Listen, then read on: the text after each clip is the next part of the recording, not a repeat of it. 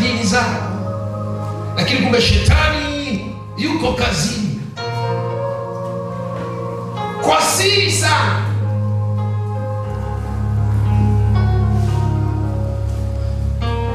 Jana nilikuwa nina maongezi ya kawaida tu, bayo ninajaribu kumtafuta Mungu kwa bidii niweze kujua zaidi kusudi lake, niweze kutembea katika neema yake, kwa maana ya kwamba sisi tu wanadamu hatuna ukamilifu. Tunahitaji Mungu atusaidie tupate kufikia ukamilifu ili tuweze kuenenda katika neema alizotukusudia.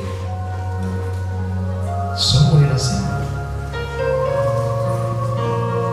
ni juu ya dhabihu takatifu mbele za Bwana, ya kubariki, ya kutoa kwenye shida ulizo nazo, kwenye magonjwa ulio nayo. Ni kweli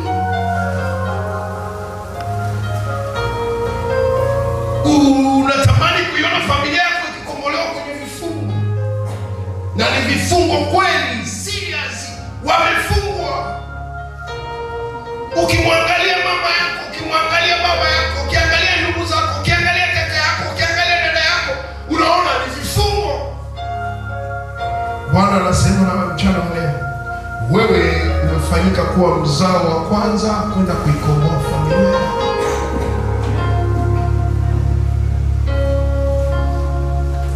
Wewe umefanyika kuwa mzao wa kwanza kwenda kuikomboa familia yako.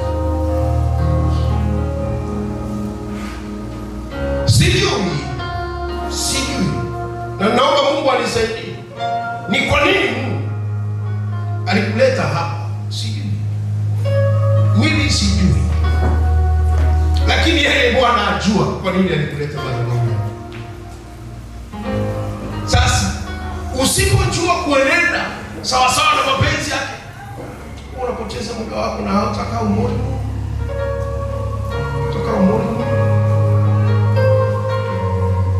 Shuhuda za ajabu sana. Swali watu wamekaa kimya. Wengine wanaambia baba, mimi nitashuhudia siku moja juu ya kuwa Mungu katika maisha yao. Wengine wanapiga simu wakisema Bwana, baba tumemwona Mungu. Mimi sijui kwa nini Mungu alikuleta.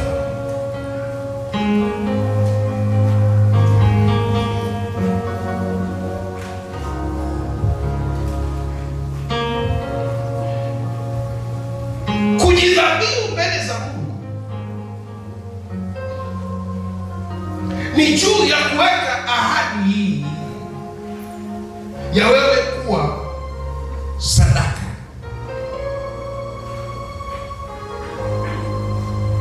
I'm talking about the covenant of sacrifice. You must sacrifice your life to God by the covenant. Unapaswa kujidhabihu mbele za Bwana na kuweka agano na Mungu juu ya wewe kuwako hapa duniani kwa ajili ya ufalme wake. Mungu hakukuleta hapa kwa bahati mbaya.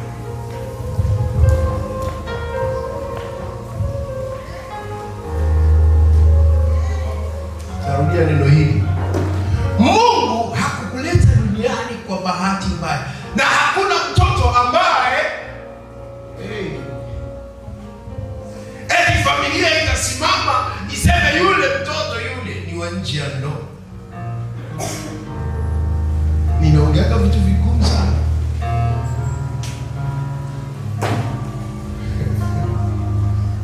Nikikuuliza nini maana ndoa, unaweza kutoa majibu?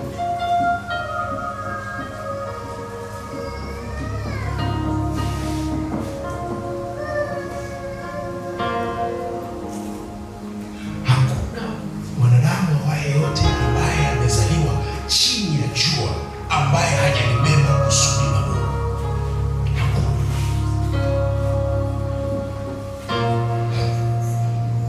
Hakuna. Tunaambia askofu, kuna Ibrahimu alikuwa amepewa miahadi na Mungu ya kwamba atapata mtoto. Kuna akaenda kuzaa na kijakazi. Yule mtoto alizaliwa na kijakazi, ni mapenzi ya Mungu, na ndio maana akazaliwa.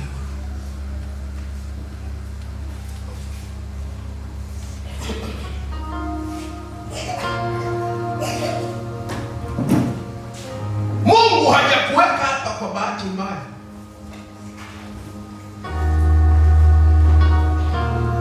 Hata shetani naye kuwako kwake ni kwa mapenzi ya Mungu.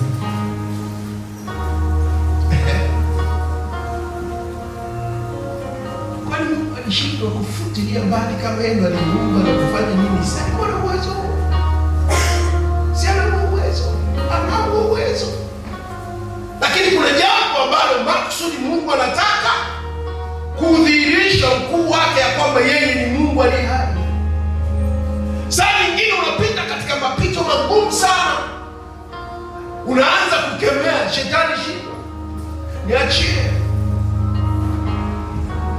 Kumbe Mungu yuko pamoja na wewe, anatamani tu akujenge uweze kujua ukuu wake na uwezo wake. Lakini utakapojidhabihu mbele za Mungu, kwa maana neno la Mungu linasema hivi, kabla ya jambo lolote kutokea katika maisha ya walio wa kwake aliyowachagua yeye, ni lazima awape taarifa. Atasema na wewe kupitia ndoto, atasema na wewe kutumia watumishi wa Mungu madhabahuni pake, atasema na wewe kupitia hata vichaa. Ukakichaa kabisa, yani kitu chake kiko hivyo. Yeye kuona kichaa kwa mtoto kwenye ajali au kwa mtoto kwenye moto ni nani kichaa? Mungu ana namna yake ambavyo neno linasema yeye hachunguziki.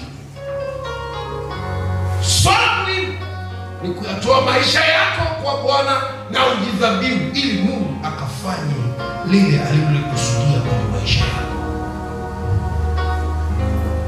Tunauliza, baba askofu, kwa nini mimi sina kibali? Nimeshakutana na wanaume zaidi ya kadhaa, lakini wamenitenda. Wamekutenda nini? Wamekutenda nini? Wamekuchapa vipi? Wamekulazimisha? Je, walikupa?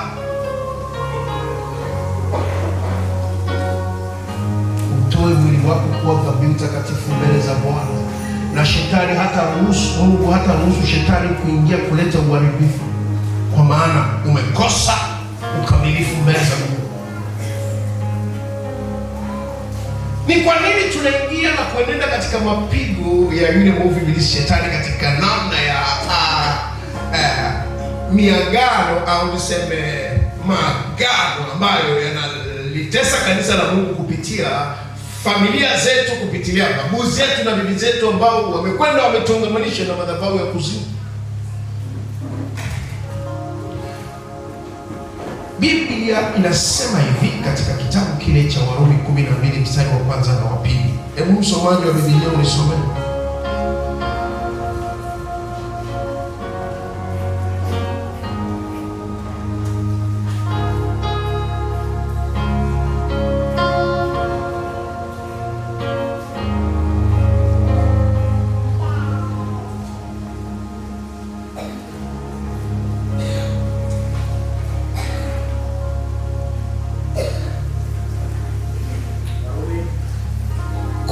Mstari wa kwanza na wa pili.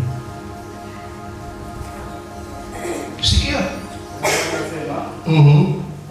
Basi ndugu zangu, ndio nawasihi kwa huruma zake Mungu, ndio toeni miili yenu iwe dhabihu iliyo hai ya kumpendeza Mungu, ya kumpendeza Mungu, iwe ibada yenu yenye maana. Mstari wa pili. Wala msifuatishe namna ya dunia hii, wala msifuatishe namna ya dunia hii, bali mgeuzwe kwa kufanyika upya nia zenu, mpate kujua hakika mapenzi ya Mungu yaliyo mema, ya kumpendeza na ukamilifu. Amen. Nitadili na mstari wa pili. Wa kwanza huo mnauelewa, mnajua. Rudia mstari wa pili.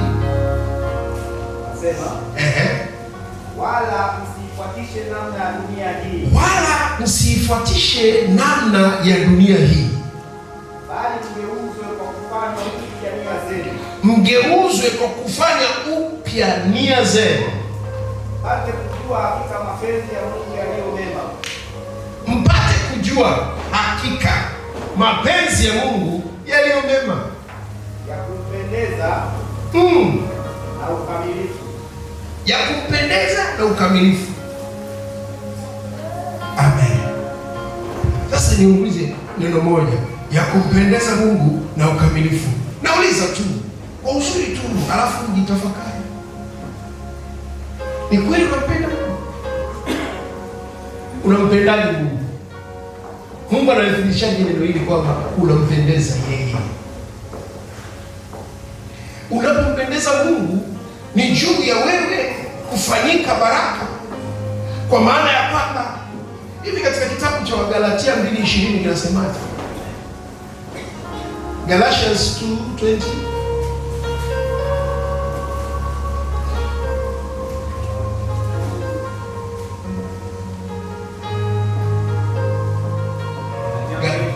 Wagalatia ndio. Nimesulubiwa pamoja na Kristo. Nimesulubiwa pamoja na Kristo. Ya kupasa wewe usulubiwe pamoja na Kristo. Lakini ni hai. Uhai. Wala si mimi. Ndio. Bali Kristo yu hai ndani yangu. Na uhai ulio nao sasa. Ndio. Katika mwili.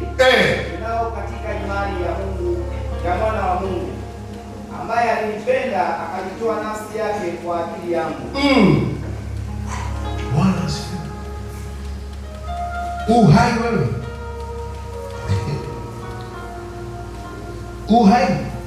Uhai wewe. Hebu rudia kusoma ule mstari wa pili tena. Sikia.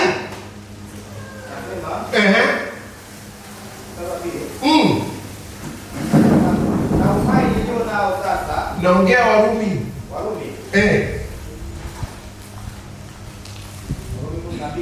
Mstari wa pili. Anasema wala msifuatishe namna ya dunia hii. Wala msifuatishe namna ya dunia hii. Ana maana gani? Anaongelea habari ya miungu na mambo yaliyo ndani ya miungu iliyo katika ulimwengu huu. Kwa maana shetani ametupwa katika ulimwengu. Kwa hiyo yeye ndiye Mungu wa dunia hii ambaye ameshikilia mambo yote hapa duniani. Na ndio maana alimchukua Yesu akampandisha juu kabisa ya kilele cha majengo marefu, akamwambia ukinisujudia haya yote hivi vyote vitakuwa. Yesu akamwambia imeandikwa. Imeandikwa nini? Anasema bali mgeuze kwa kufanya upya nia zenu. Bate kujua hakika mapenzi ya Mungu yaliyo mema, ya kumpendeza na ukamilifu. Ya kumpendeza na ukamilifu. Umekufa wewe, haumpendezi Mungu na wala hauna ukamilifu. Basi kwa nini unaongea haya? Ninakuuliza swali. Mungu amekupanda madhabahuni pake ya kupasa uwe mkamilifu, kujidhabihu kweli kweli. Umeatoaje maisha yako kwa Bwana? Siongei habari ya fedha. I'm not talking about money. No. Ninaongea maisha yako, kwa sababu wewe utakapokuwa karibu na Mungu wako na neno lake likakaa kwa wingi ndani mwako, hakika utaenenda sawa sawa na mapenzi yake ili upate kumpendeza. Na utakapompendeza ndipo utakapoenda mbele zake umwambie Baba. Ukimwita Baba ataitika, atasema naam mwanangu.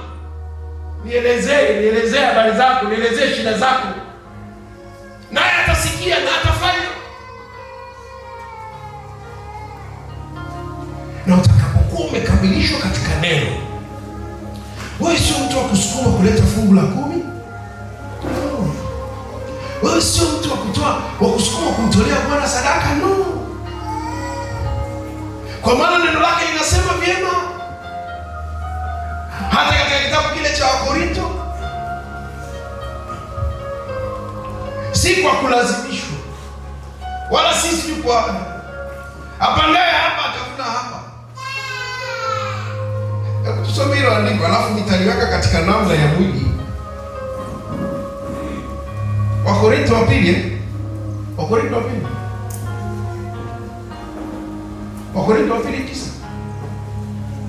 Anza mstari wa 6. Wakorinto wa pili Wakorintho wa pili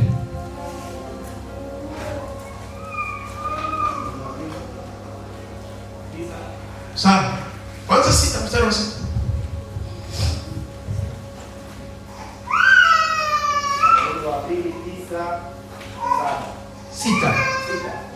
Lakini nasema neno hili. Apandaye haba atavuna haba. Apandaye haba atavuna haba. Sikia hapo na kufundisha. Mimi nakuchana live hapo. Mungu amekukirimia fadhili. Amekupa shilingi 500,000 za kwako. Hizi nimekupa. Mwanangu nimekupa. Nimekufanyia neema, nimekupa kila mwezi unapokea shilingi 500,000. Naongea mfano. Siongei kwa ajili ya mtu. 500,000 hizi yeye akasema upatia mtu sehemu ya 1/10. Sikia sasa, ninarudi katika neno la ukamilifu. Ili Mungu apate kufungua milango. Huo ni mfano. Mungu anatupima kuiona mioyo yetu katika kutenda. Utashangaa kwa nini kila siku miaka yote mimi ninakuwa na the spirit of stagnation, kwamba roho za mikwamo tu, roho za mapooza. Kila nikihitaji kufanya jambo halitokei. Ni kwamba hujatoa maisha yako kikamilifu kwa Mungu. Mwanza kusoma hapo anasema, lakini nasema neno hili. Apandaye haba atavuna haba. Kile ulichokipanda ndicho utakachokivuna. Apandaye kwa ukarimu atavuna kwa ukarimu. Kila mtu na atende kama alivyokusudia moyoni mwake. Ndio. Si kwa huzuni, wala si kwa lazima. Si kwa lazima. Maana Mungu humpenda yeye atoaye kwa moyo mkunjufu. Mungu humpenda yeye atoaye kwa moyo.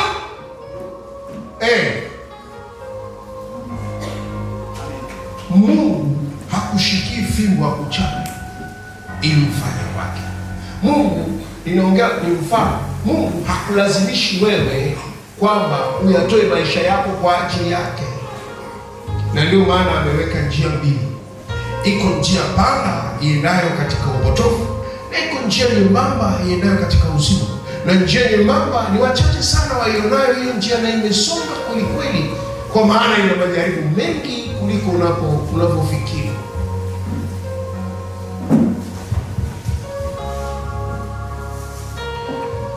Kuna mambo ambayo unaweza kuyaona yanakwenda, kumbe hayaendi. Na wewe kwa sababu ya kiburi cha mwanadamu ukaona uko sawa, lakini hauko sawa. Yako mambo mengi sana katika maisha yanatakiwa yawe yamekamilika. Mwanadamu katika ukamilifu wako ni juu ya kusimama katika haki yote. Shetani akija kwako asiwe na neno lolote la ushitaki. Anakuja anaangalia, anasema eti hawa ndio wanandoa hawa. Wanandoa gani hawa? Wauni tu hawa. Pagumu hapo. Unashangaa mambo yanakuwa zigzaga, hayaeleweki. Kwa nini? Kumbe kuna sehemu katega. Hawana ndoa takatifu hawa.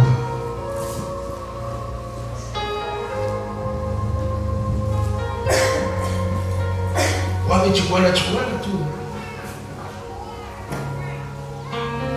Ninaomba sana Mungu anisaidie na Mungu asimame. Ninajua ni hatua katika maisha tunazozipitia. Ninaomba Mungu atupe kibali tuweze kukamilisha. Na hata wale ambao hawana ndoa, Mungu awape ndoa takatifu. Amen. Pigie Bwana Yesu makofi. Mungu kukuleta hapa hajakosea, amekuleta sehemu sahihi.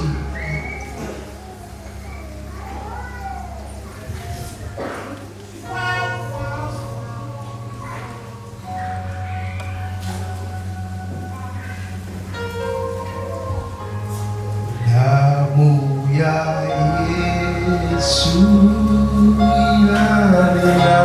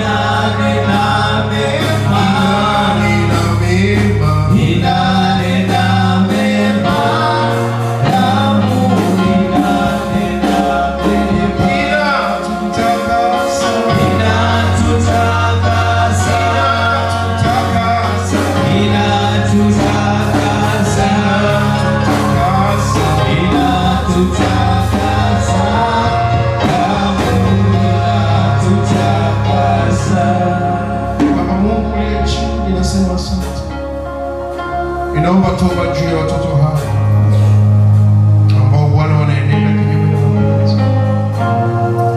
Uwavushe Bwana, watoe kwenye hivyo vifungo, nikiachilia damu yako yenye uwezo na nguvu, nikiachilia damu hiyo na kuinyunyiza katika jina la Yesu, ikatakasa. Katika kitabu cha Waebrania 9:22 liko neno linanena juu ya utimilifu wa uwezo wa nguvu za Mungu katika damu yake. Sikia neno linasema, Waebrania 9:22,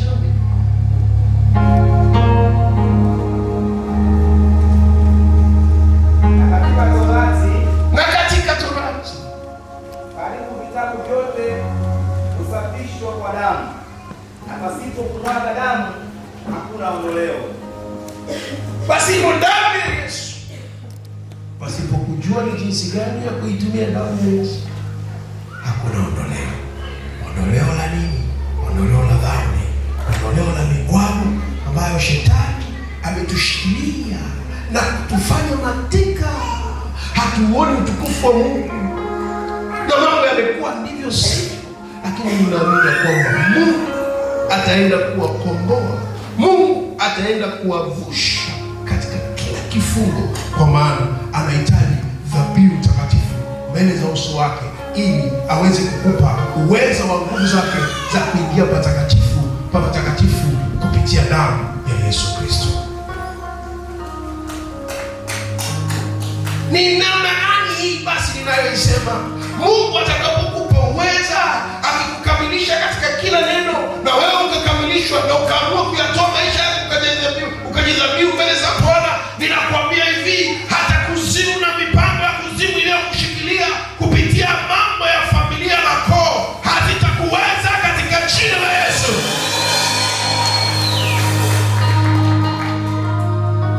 Usitegemee eti utakuja hapa nikuombee tu, nikuombee, nitaweka mikono juu yako na kuomba na kuomba na kuomba miaka na miaka na miaka, hakuna badiliko kwenye maisha yako. Kwa sababu gani?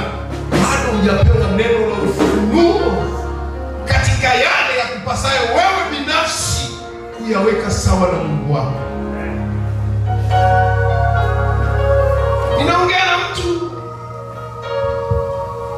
ninaongea na mtu. Sometimes unajifikiria, baba, unajua kule kwetu kuna madhabahu zinatutesa sana. Ni kweli madhabahu zipo na miungu ipo inawatesa.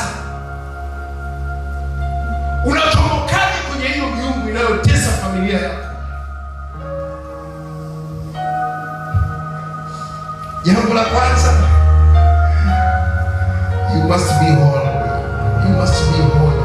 Ni lazima uwe mtakatifu mbele za Bwana ili uweze kupambana na hiyo vita. Jambo la kwanza ni lazima uwe mtakatifu.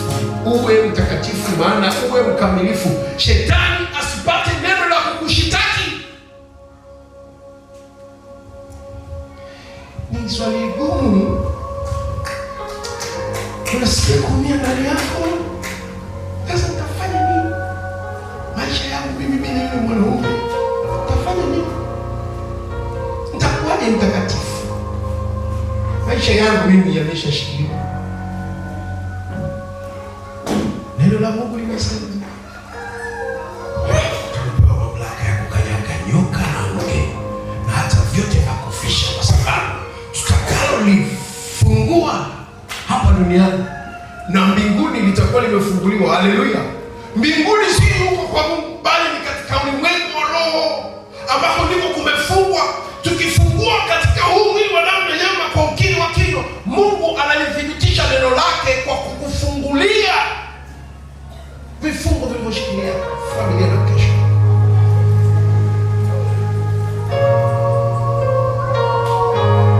Ninaamini ya kwamba kuna ndugu ambao tulipata kibali kuwa kwenye ndoa ya Jumapili iliyopita. Usiku jana nilirusharusha baadhi ya picha kwenye WhatsApp. Nafikiri mliona ni nini kilichotokea. Yaani watu wana miungu, hawa ni watumishi wa Mungu, Watu wana miungu katika familia zao, hawataki kujua habari za huyo Mungu wenu aliye hai, wakataka kupandikiza miungu ndani ya Mungu aliye hai. Nafikiri mliona ukumbi ule ulivyozizima. Ukumbi mzima ulinyanyuka kwenda kushuhudia kwamba, je, yule mwanamke atakubali kuvalishwa lile liringi? Alikataa. Alilia machozi. Watu walishangaa. Inakuwaje akatae mila ya yeye kufanyika kwa namna wanavyojua kuvalishwa lile liringi mkononi? Saa nyingine unaona ni vitu vya kawaida katika maisha tunayoishi. Unajua mtoto wangu usiku anapiga kelele sana, analia. Hapo unaongea na mama mzazi. Mwanangu, sasa chukua hivi. Na kitambaa, funga kitambaa cheusi hapo mkononi. Hayo ni mavitu mabaya anayoona. Na wewe ni Mkristo na unakubali kufanya. Ndugu yangu, nakwambia umepotea. Shetani atakupiga piga kama danadana, kama mpira wa kona. Ya kupasa kusimama na kukataa kila kilicho kinyume na mapenzi ya Mungu. Useme ya kwamba mimi maisha yangu nitamwishilia Mungu. Kama nikufa, wacha na nife. Amen. Bwana Yesu asifiwe. Bwana asifiwe. Sikia. Yule pale ni mama askofu. Unajua imani yangu na unajua maamuzi yangu yale makuu. Yaani hata wakinikataa familia, naambia I don't care. Hata ndugu zangu wakinikataa kama walivyonikataa, ninawaambia I don't care. Sihitaji mambo yenu mimi ya familia na miungu mlionayo. Niacheni. Ninamwamini Mungu aliyeniita. Sasa hivi brasa tunamteka, nitengeni. Lakini namjua Mungu aliyeniita. Bwana Yesu asifiwe. Bwana asifiwe. Saba mbele dunia nyuma. Saba mbele dunia nyuma. Saba mbele dunia nyuma. Mimi sitarudi.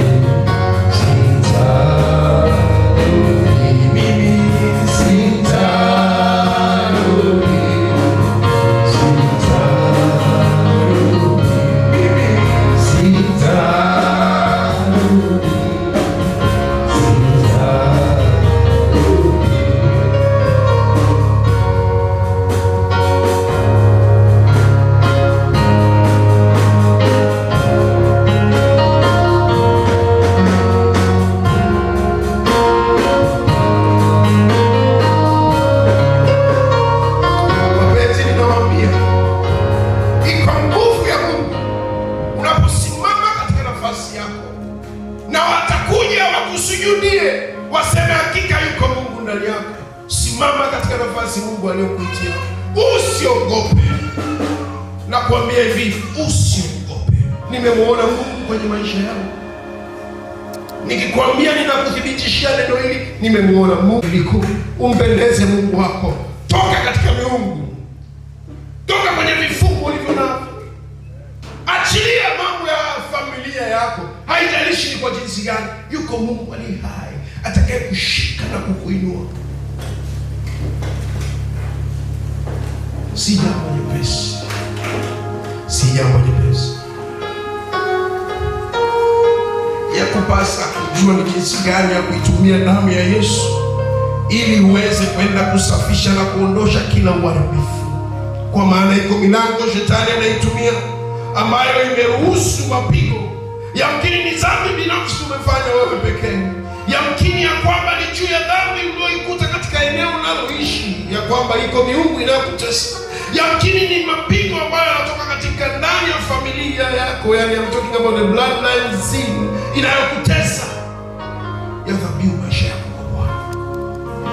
Ninajua maisha unayopitia, ninajua mateso unayopitia, lakini Mungu wetu ni mwaminifu.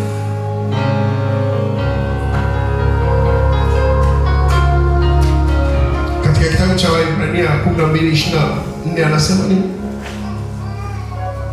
12:24 Waebrania, sikia.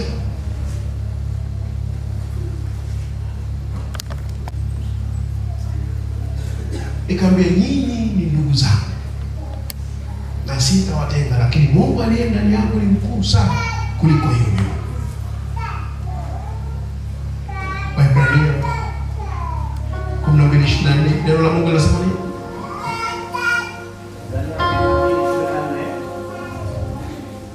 Na Yesu mjumbe wa agano jipya na damu ya kunyunyizwa inenayo mema kuliko ile ya Habili. 25. Angalieni msikatae yeye anenaye, maana ikiwa hawakuokoka wale waliomkataa yeye, aliwaonya juu ya nchi. Ndio. Zaidi sana hata kuokoa pia. 5. Angalieni msikatae yeye anenaye, maana ikiwa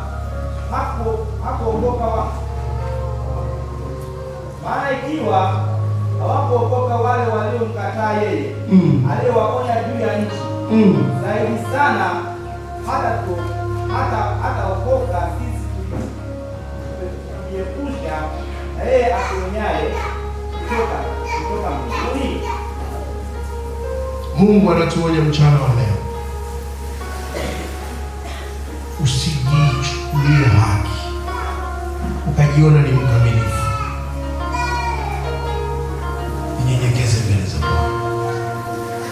Ninajua uovu wako, ninajua makosa yako.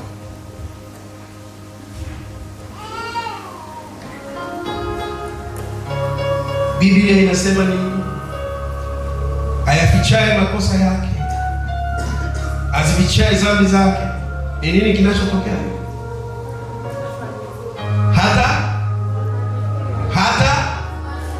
Hata fanikiwa.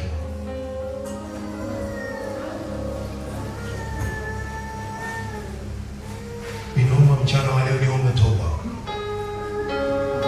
juu ya wale ambao wako kwenye mahusiano ambayo hayana baraka za Mungu.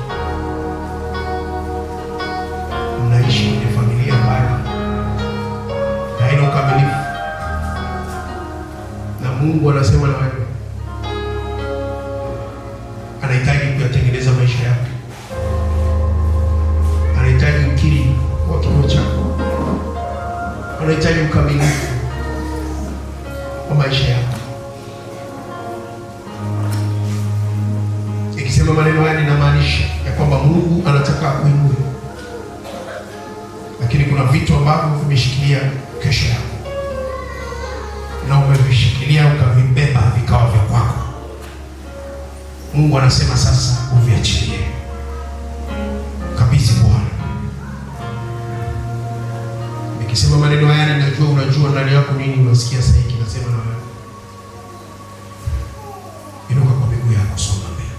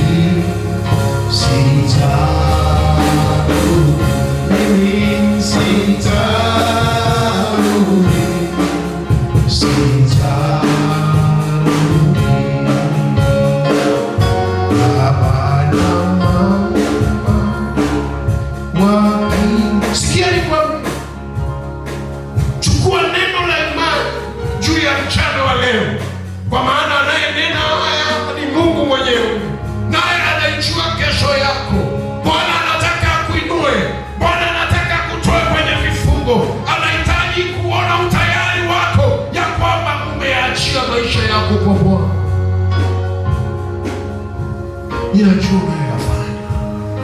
Bwana anataka ayaoshe na kuyatakasa na kuiachia damu yake inayonena mema kwa ajili yako.